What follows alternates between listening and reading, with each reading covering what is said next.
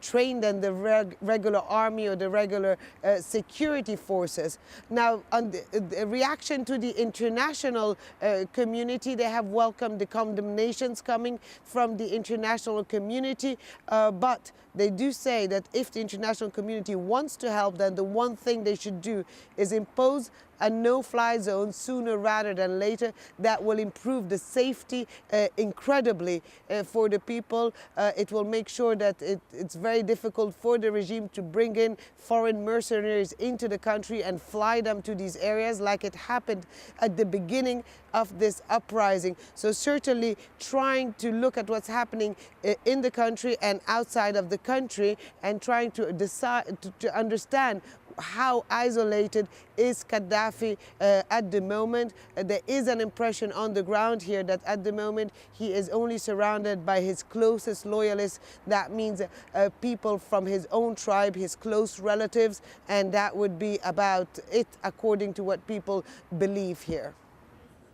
Now, the Libyan leader, Gaddafi, has spoken to the U.S. television network ABC. During the interview, Gaddafi denied that there were protests taking place against him anywhere in Libya. They love me, all my people with me. They love me all. But if they do love they will die to protect me, my people. No.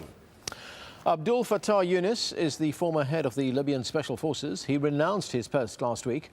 Our correspondent, Jackie Rowland, managed to speak to him, and he told her that he wouldn't rule out asking for help. It is out of question. We will never receive any foreign troops or accept any foreign military base to be set up on the Libyan soil. However, when push comes to shove, as I was asked, will you be in need of an airstrike? I replied, it will be an alternative solution.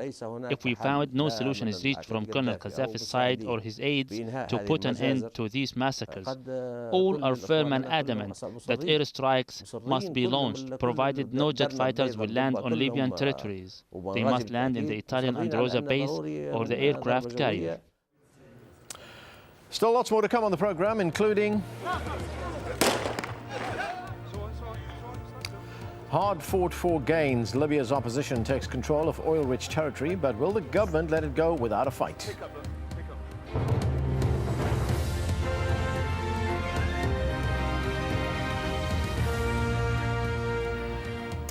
Senior U.S. government officials spoke out against the Libyan regime on Monday, trying to add on to the pressure on Muammar Gaddafi. For more, let's cross now to Jane Dutton at our Washington, D.C. News Center. Jane?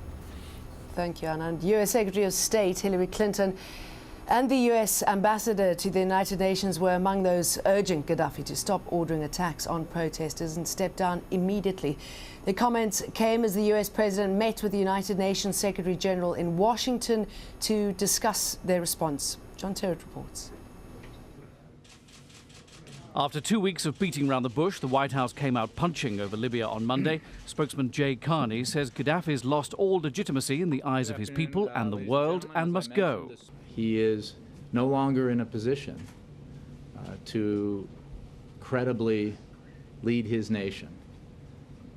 And he is, in the meantime, inflicting horrific violence on the people he claims to serve and the people he claims love him. Earlier, President Obama met the UN chief at the White House. On a visit to the U.S. Holocaust Memorial Museum in Washington, Ban Ki-moon drew parallels between Libya and the past. Once again, we are being tested. In Libya, a regime that has lost legitimacy has declared war on its own people. It's up to us, the community of nations, to stand against this crime.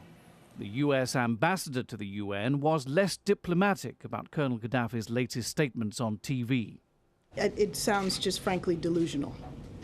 And when he can laugh in talking to American and international journalists while he is slaughtering his own people, it only underscores how unfit he is to lead and how disconnected he is from reality. To enforce sanctions against Libya, the Pentagon is repositioning forces near the North Africa coast as the U.S. and its allies consider options surrounding a possible no-fly zone. The Pentagon doesn't name the assets being redeployed, but they're thought to be the aircraft carrier USS Enterprise and the amphibious assault ship USS Kearsarge, plus the command vessel USS Mount Whitney. Also Monday, the US Treasury froze $30 billion of financial assets controlled by Colonel Gaddafi and his family, held in US banks. The move was described by the White House as the largest single financial freeze in US history.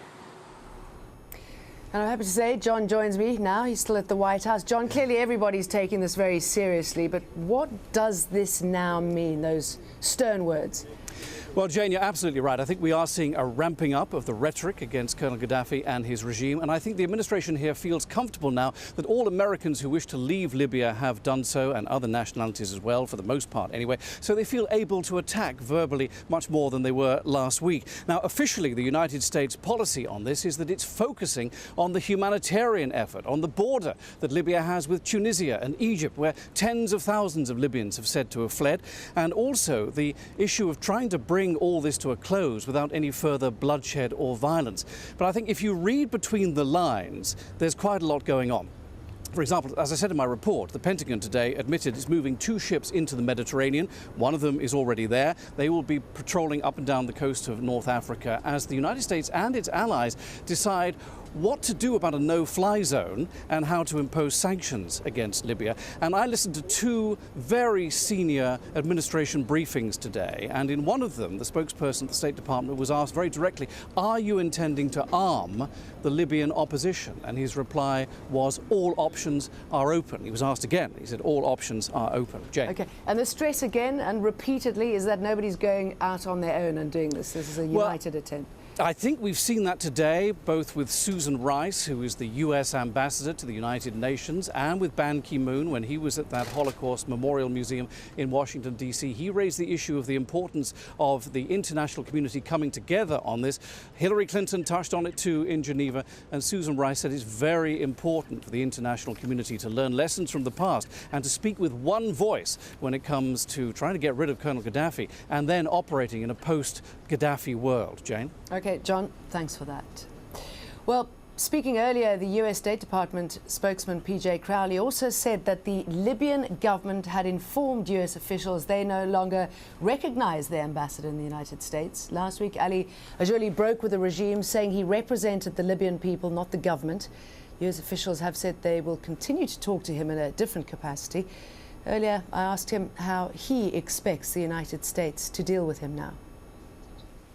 Well, I really don't know. This news just came now a few hours ago, and then we have to see how the administration is going to deal with me. But it will be really sad news if the United States, they are not to recognize the new body which is formed recently to take care of the Libyan interest. This is the new revolution, the new generation. And I think the United States, they've been listening to Gaddafi for many years. But now they have to listen to the voice of the people. They have to listen to the new council. And if they want to really support the democracy, support the change, and to recognize the lives that lost in fighting this brutal regime. Because a change d'affaires is coming in to take your place, according to the Libyan regime. How do you think the US will be communicating with him? What will they try to get out of him? Well, I think the United States should not recognize this, and I think that if they really, this is now put the United States in an accurate position, then they're talking about democracy, about taking the freedom of speech, then let us see how they're going to act. So you think the way they respond will really expose what the US intentions really are? Yeah, of course, yes. Last time I spoke to you, it was a week ago, and you broke with the regime to me. It was quite emotional for you. What do you think has been done in that time? We know that a no-fly zone is considered, some sort of military action to opposition groups is considered, sanctions are in place. Is that enough? No, it is not enough. The United Nations resolution is a good step in the right direction, but this is dealing with the case of Libya maybe after the collapse of the regime. My priority, the Libyan people's priority now, is to stop the killing. And now, yesterday at yesterday there one military aircraft was shut down in Misrata, and 2 days ago there are 2 helicopters. Then he using the aircraft to kill the people. And my priority is that to stop the killing of the people, and the West and the United States, they are responsible for that. We should not wait until that Gaddafi he finished Libya, and then we think about the non-flying zone. But who can do it? I mean, the United States, because of its reputation, can't really afford to do it. The United States says it doesn't want to do it on its own. Is Europe in a better position? And can you use some sort of military force? I mean, if the United States cannot do it, if the United States cannot do it, if the European cannot do it, then please can you stop talking about democracy? Let the people face their challenge. Let us die for our own cause. Stop talking about that. Stop helping the people and encourage them to be brave, to fight. Stop doing that. Then don't do this for the people and put them in the middle of fire, and then you tell, no, we cannot do it, we have some excuse, we have to consult our alliance. No, this is not the case. Then please stop talking about democracy, stop talking about human rights, stop talking about freedom of speech, stop talking about all this nonsense then. This is nonsense now. If the United States, they didn't take a right position now with the Western countries, then this is a disaster of the century. Now, Canada has imposed its own sanctions against Libya, going further than those passed by the UN Security Council on Saturday. In addition to freezing the assets of Gaddafi, his 5 children and top associates, the Canadian government has banned any financial transactions with the Libyan government and institutions. Canadian media are reporting that the Gaddafi regime unsuccessfully tried to withdraw a substantial amount of money from several banks in Canada. Prime Minister Stephen Harper explained what was being done. These actions will help restrict the movement of and access to money and weapons for those responsible for violence against the Libyan people. As you know, Canada also called for the referral of the situation in Libya to the prosecutor of the International Criminal Court to help ensure that those responsible for ordering and carrying out atrocities are held accountable. Well, while many international leaders have broken ties with Muammar Gaddafi, some of the Libyan leader's allies remain behind him. Venezuelan President Hugo Chavez said on Saturday that he doesn't, quote, applaud the situation in Libya, but he did say that Venezuela supports Muammar Gaddafi's government. Chavez has visited Libya 6 times since 1998. In October last year, Chavez went to Tripoli to strengthen political and economic links between the 2 countries. The countries have since signed a host of accords, from oil agreements to export and transport deals. One of those was a $1 billion investment fund for Libyan Venezuelan projects. Tima Khatib joins us from the Venezuelan capital, Caracas, for more on that. So he says he supports the government, but does that suggest that he supports Gaddafi's actions?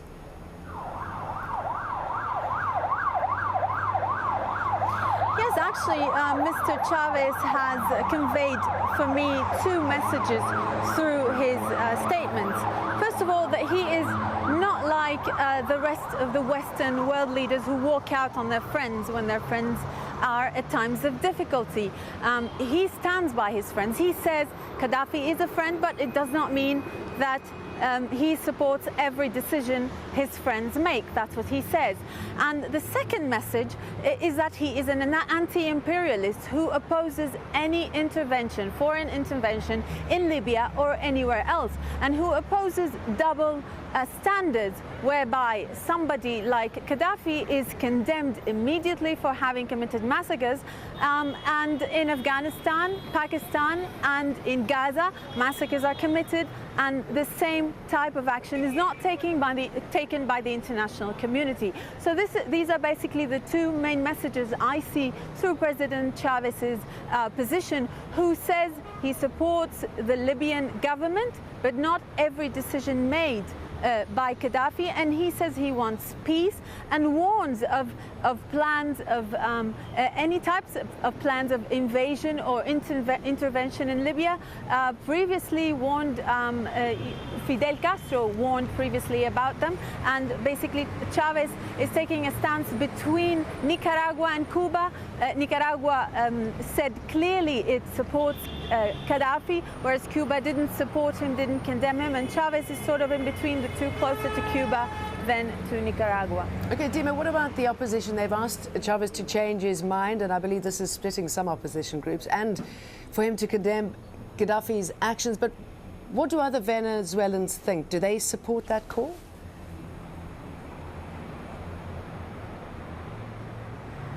Actually,